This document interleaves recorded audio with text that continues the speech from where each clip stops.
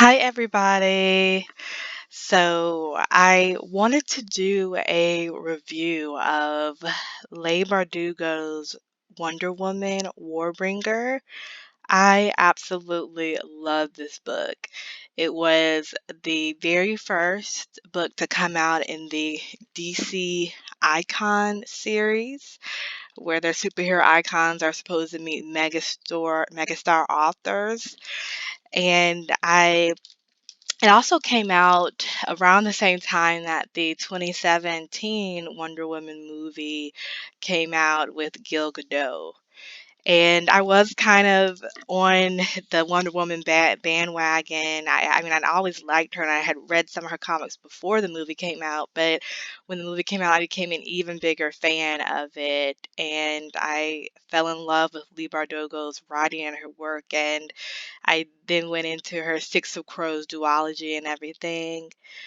But without further ado, just want to go ahead and jump in. I just can't seem to find any book discussions or anything.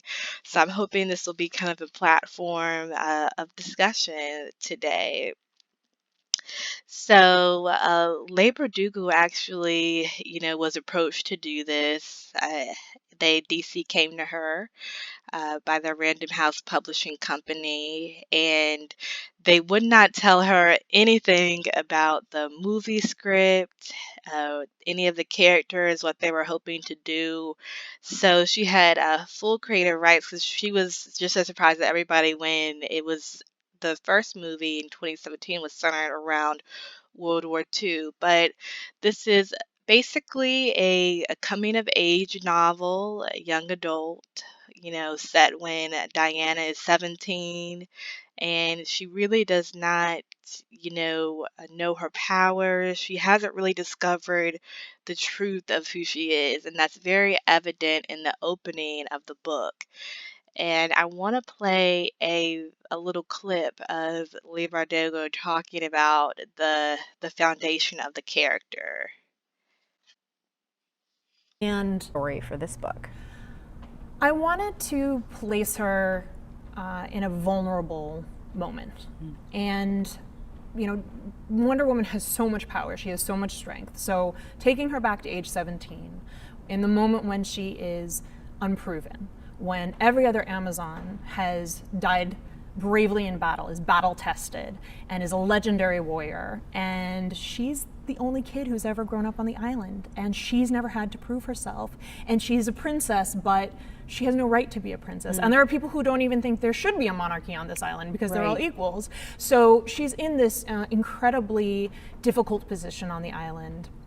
Bardugo sitting down with the Authors Revealed channel with the host Jimmy for that episode. It is on the NCTV 17 YouTube channel. I'll leave a link down below if you guys want to take a look at the full video clip interview.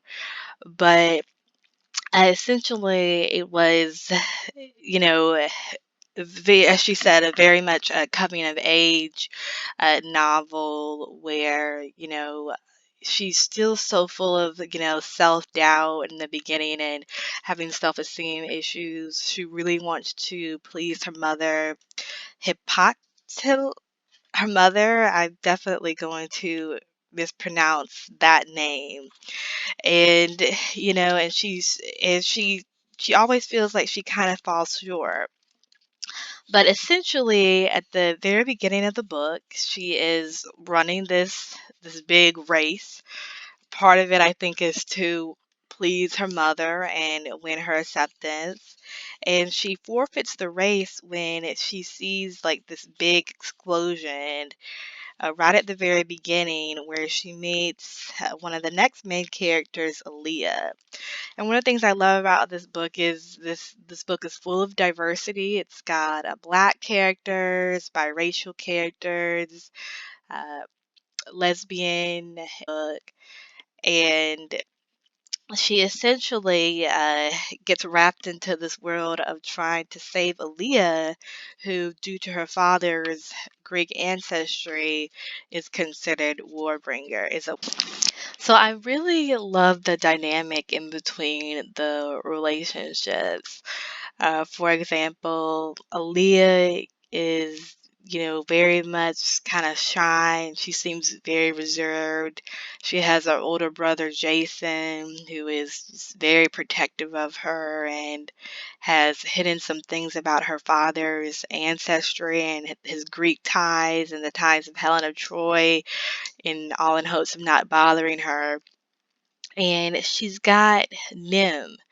And Nim is a lesbian and she's very creative and a fashion designer and she just knows all these cool kind of nerdy things. And I think she adds a big comic relief to the story. And I just love how she gets both Diana and Aaliyah kind of out of her clothes. I know there's one point in the book where they're going to the museum and Nim helps dress her up. And it's the first time that she's not trying to look like an Amazon, but trying to be pretty in her own way. And and this was a very famous quote from the book. This is where Nim is, having a conversation with Aaliyah, and this is actually on page 170 of the book where it says, or sorry, excuse me, page 168, where it says, because the whole world loves to tell us what we can't do, that we aren't good enough. The people in your own house should be on your side. It's the people who never learn the word impossible who make history because they're the ones who keep trying.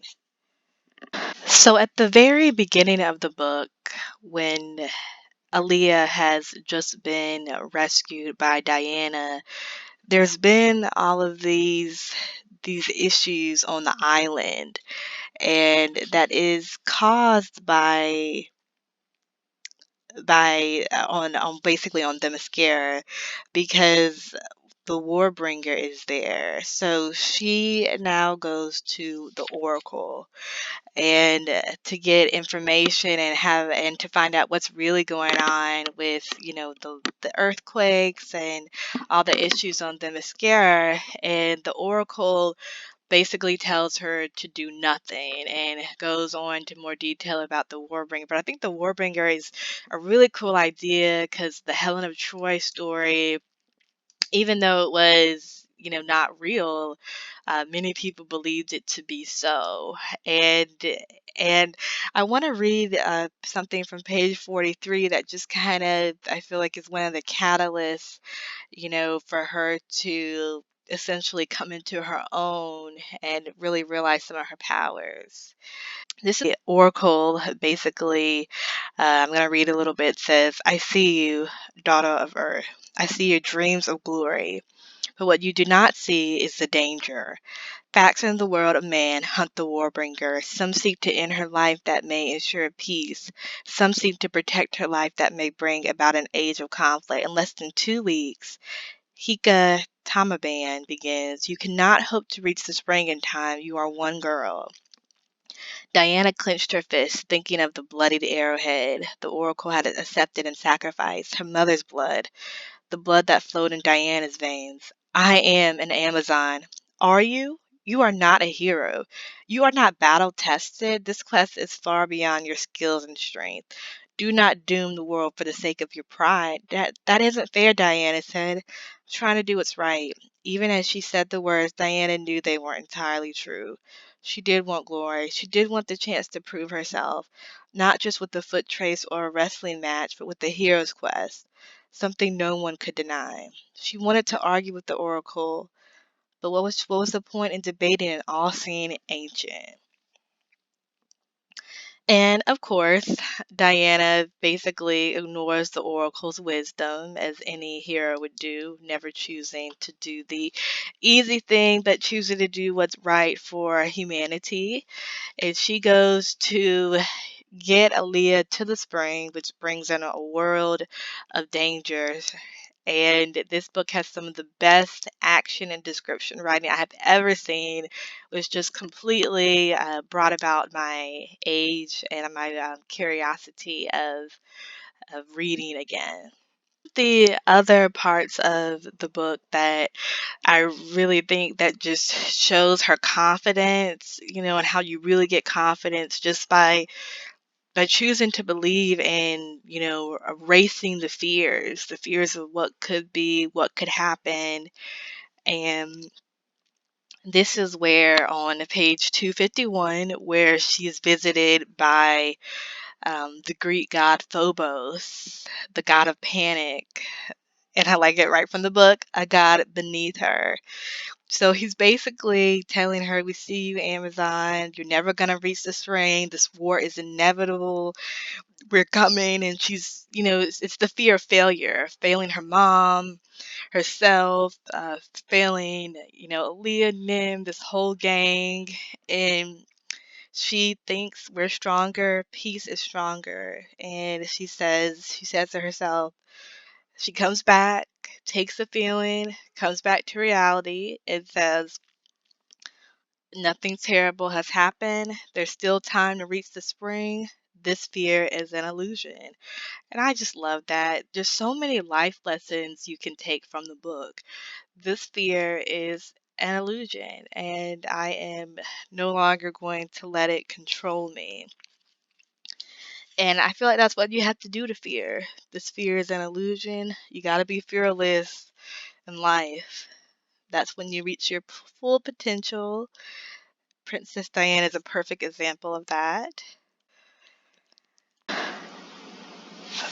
So back in the hometown of New York, where they're essentially, trying to get some more information and figure out how to best get to the spring. One of the best parts of the book that I like, where Diana really kind of comes into her own, and it's evident that she's not immortal, she's not a human, and Jason actually, Aaliyah's brother, actually starts to get quite wary of her and, really suspicious of her and her intentions with Aaliyah, because Diana is just so amazing. She could, of course, kill her. But I love this part on page 185 where Diana, I feel like she really starts to get her confidence right here. So this is during the gunfight scene, kind of like that museum dinner event, and it says, so she's basically, getting pelted by bullets.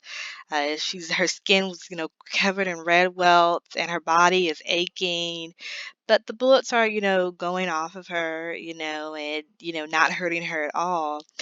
And this is where she's asked Leah to go to her brother Jason and get to the temple. And Leah says to her, "How?" Aaliyah cried. "You don't have a weapon." And she responds, "I am the weapon," she thought. "Just go." I am the weapon. Yes, girl. She is realizing her strength. She is realizing her power. And I just think it's odd that her name is Diana. It has the word die in it, but of course she's immortal. I just wonder if that's a coincidence. Anybody else thinking that? One of the other elements from the book that I just really like is it's got a lot of just really cool, like, I feel like just life memories, like where, you're sitting around at night telling stories about the moon and the stars, such a classic thing to do in the movies. So this is from page 275 to 276, where Theo is talking about the story of the Big Dipper and how to find those two stars, and it's about Zoraida, not sure how you say her name, and another champion man who basically they're both kind of narcissists, believe they're very prideful and equally as strong, and never going to give herself the battle, never going to fight unless they're an equal match. So basically, they get in a battle, both with this prideful man and Zoraida, and they said um, they fell in love. But as they were matched in strength, so were their matched in stubbornness. They died in each other's arms, and with their last breath spoke their vows. The gods placed them in the sky where they might remain forever, now they diminished by their other's brightness, ruling their corner of the night in a haunting isolation. So that's a really, interesting story that, I think is just a really nice, just really beautiful. But they died in each other's arms. But I just love the imagery of them fighting and falling in love with each other. It's a really nice book. All right, so as any young adult novel and really any TV show, there's always love interest. So Aaliyah and Theo, which is Jason's best friend, kind of has something going on. And Diana and Jason were kind of showing his love interest towards the very beginning of the book. But we learn that Jason is bad and that he knew all along that Diana was an Amazon. And of course, Amazons is one of the things that humans learn in most history and social studies classes. So it's kind of surprising that Diana didn't have a little bit more of a cover. And so we find out that Diana knew all along, or that Jason knew that Diana was an Amazon, and that he'd been using Theo, to be best friends just to keep in dibs on his father, and what they were doing, and that kind of at the very end of the world feel where Jason wants to remake the end of the world. And so I just love, towards the end of the book when Jason has that really creepy pinion thing, and he's trying to, kill the others and drain all of the blood out of Diana to build this superhuman that is has the capabilities of the gods and the ability to live with the gods. And she has a moment where she goes literally out of reality when Nim has died, Theo has died, and she starts to feel like a failure. And again, the Oracle, kind of literally takes her out of the moment and says, "Come, daughter of Earth, be reborn, and come live among your sisters. No one will ever know what has happened on the mascara." And she really starts to think about, you know, the Amazons, that they, turn their back on the mortal. And she almost is funny because it's like she wanted their attention and their gratitude so much at the beginning. And at this part of the book, it's almost as if she's looking at them like they took the easy way out. And so Diana essentially says that, if she dies in the world of man a second time, she's going to go to this underworld of mortals, and she's going to be exiled and never speak to her mother or anybody on the Themyscira again. And she basically chooses that her mother and people in Themyscira, they've had their time, but hers is just beginning. And I just love that she says, "This is my fight. Let me claim it." And she does the hard thing to do and really comes into her own. So I just find it interesting that the Oracle wants her to take the easy way out. But you can just really see how much Diana grows and throughout the story. And of course, um, they are able to go ahead and get her through the to the spring. The book when Aaliyah, Theo, and Diana are all able to reach the spring in Greece. They see Jason basically getting stopped and questioned. I'm sure the police are coming. Why he has all this military drama, and they kind of disown him at this point after he's tried to kill them. And the magical elements come back into place, and she is taken back to the Themyscira with the Oracle. And she has one last glimpse in the water of Theo and and Aaliyah are holding hands, so I guess they're a couple now. And Noon's also found, looks like she's found a relationship, and everything's good. And I just love her. She just really started to trust herself, believing in, not sure of everything she could do, but just fully believing in herself. And she knew and she just really knew now that the world was full of danger, but she's ready to meet it. So you just gotta do. So I absolutely love this book. Amazing. I hope that you guys enjoyed it as much as I do. Leave me a comment down below. Let me know, guys, what you thought of it. If you had any other questions or what you enjoyed.